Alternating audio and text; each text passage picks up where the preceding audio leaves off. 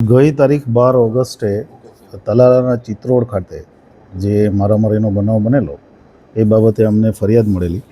ફરિયાદી ધ્રુવરાજસિંહ ચૌહાણ જે સનાથડ અમદાવાદના રહેવાસી છે અને એમની ફરિયાદ મુજબ દેવાયત ખવડ અને એમના બીજા 12 થી 15 સાથીઓ ગાડી એમની સાથે ભટકાડી અને મારામારી કરેલી અને હથિયાર પણ બતાવેલું અને લૂંટ પણ કરેલી. આ પ્રકારની ફરિયાદના આધારે ગીર સોમનાથ પોલીસે તાત્કાલિક અસરથી 7 અલગ અલગ ટીમો, જેમાં એલસીબીની 2 ટીમ, એસઓજીની 2 ટીમ અને તલાલા પોલીસ સ્ટેશનની 3 ટીમ, 7 અલગ અલગ ટીમો બનાવી અને અમે ફરિયાદ લીધા બાદ આરોપીની તપાસ માટે ટીમો રવાના કરેલી.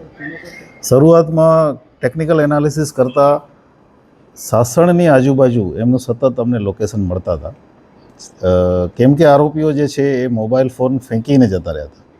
એને કારણે થઈને સતત આખી રાત અમે જુનાગઢ જિલ્લામાં સાસણ અને આજુબાજુના ગામડાઓમાં પહેલે દિવસે તપાસ કરી.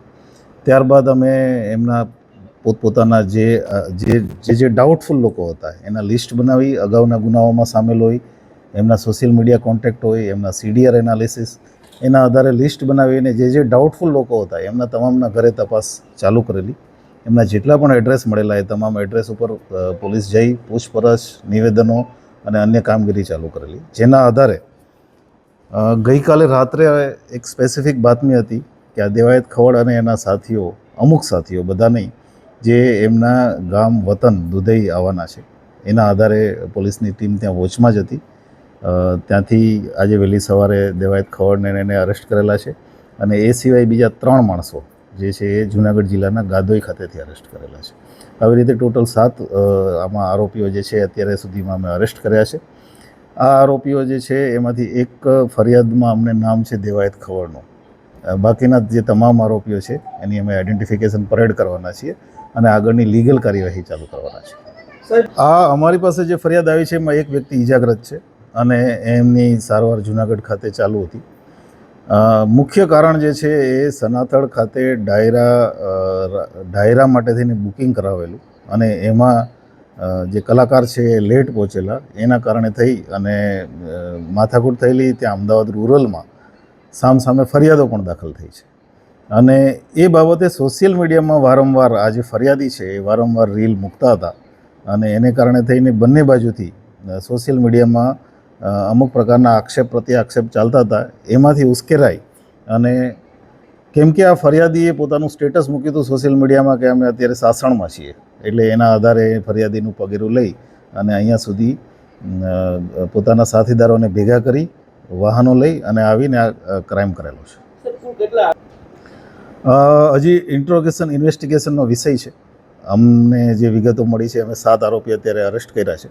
બાકીનું જે જ્યાં સુધી અમે પ્રોપર ઇન્ટ્રોગેશન નહીં કરી શકીએ, ટેકનિકલ એનાલિસિસ નહીં કરી શકીએ, ફરિયાદીના વિશેષ નિવેદનો નહીં લઈએ, ત્યાં સુધી અમે ફરિયાદ મુજબ ચાલીશું કે 12 થી 15 આરોપી છે. મેં આપને કીધું એમ, કેમ કે ફરિયાદમાં એમનું આઈડેન્ટિફિકેશન નથી એટલે અમારે આઈડેન્ટિફિકેશન પરેડ કરવી જરૂરી છે.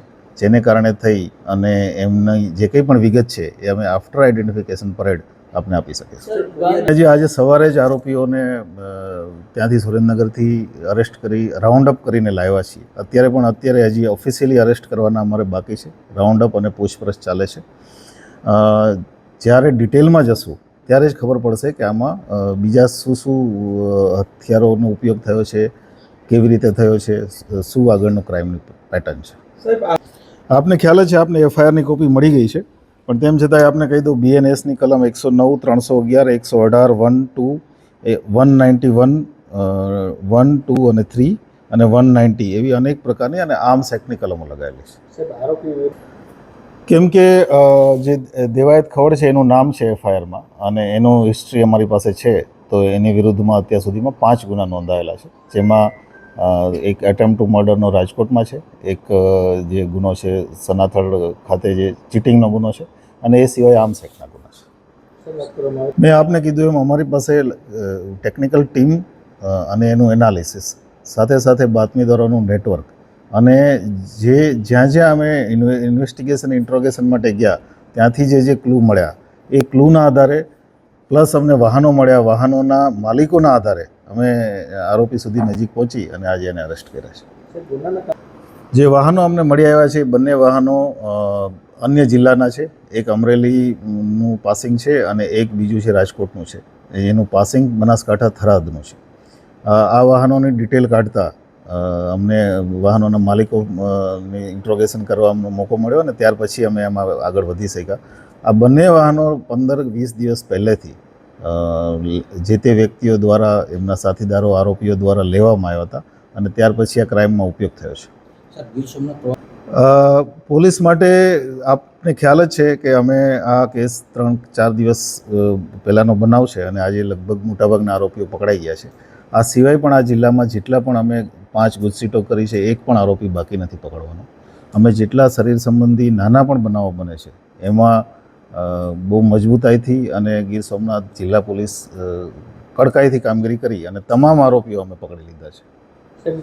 પ્રાઇમરીલી અમને એવું લાગે છે કે આ જે સોશિયલ મીડિયામાં એકબીજાને ફોલો કરતા હતા અને જે આરોપીઓ છે એ પ્રયત્નમાં હતા કે આ વ્યક્તિ જે ફરિયાદી છે એ જ્યારે પણ મોકો મળે ત્યારે એને બદલો લેવો, કેમ કે ફરિયાદીએ એમની બાઇક, એમની કાર જે તે સમયે તોડી નાખીને પાણીમાં નાખી દીધી હતી અને બદલો લેવા માટેના ઈરાદા સાથે ઘણા સમયથી એ ફિરાકમાં હતા અને એ એમને મોકો મળતા એમણે કાર્યવાહી કરી છે. કેટલા દિવસ? કેમ કે અમારે આમાં હજી ઘણું ઇન્વેસ્ટિગેશન કરવું જરૂરી છે એટલે અમે મેક્સિમમ માગીશું. તપાસના અમારા મુખ્ય મુદ્દાઓમાં એક તો જોડતી કડી કે જે 2 ગાડી અહીંયાથી છોડી દીધા પછી કયા કયા વાહનમાં એ લોકો કઈ કઈ જગ્યાએ ગયા, ત્યાં એમને કોઈ સ્પેશિયલ મદદ કરી કે એમને પણ વિશ્વાસમાં લઈને બીજી રીતે મદદ મેળવી. કારણ કે પોલીસે ઘણું બધું આમાં ટ્રાવેલિંગ અને અનેક જિલ્લાઓમાં અમારે ટીમ મોકલવી પડી એટલે અનેક જિલ્લાઓમાં આરોપીઓ પથરાયેલા હતા. તો આ બધા મુદ્દા અમારા મુખ્ય રહેશે. હથિયાર કયા હથિયારનો ઉપયોગ થયો છે એ રહેશે. સોશિયલ મીડિયામાં કોઈ એવી પોસ્ટ છે કે શું કે જેમાં ઓલરેડી અગાઉથી કંઈ ઇન્ડિકેશન આપવામાં આવ્યું તો એ પણ અમારો તપાસનો મુદ્દો રહેશે. ઇન્વેસ્ટિગેશનનો વિષય છે. અમે અમારી જરૂરિયાત મુજબ તમામ કાર્યવાહી કરશું. જુગારના કેસીસ છે, નાના મોટા મારામારીના કેસીસ છે. મેજર કોઈ અત્યારે જે અમને, કારણ કે ખૂબ જ પ્રાઇમરી વિગત છે અમારી પાસે એટલે જ્યાં સુધી અમે એનું પ્રોપર ડિટેલ નહીં કાઢીએ, ઇન્વેસ્ટિગેશન પ્રોપર નહીં કરીએ ત્યાં સુધી આપને બહુ ડિટેલમાં નહીં કહી શકીએ. Thank you.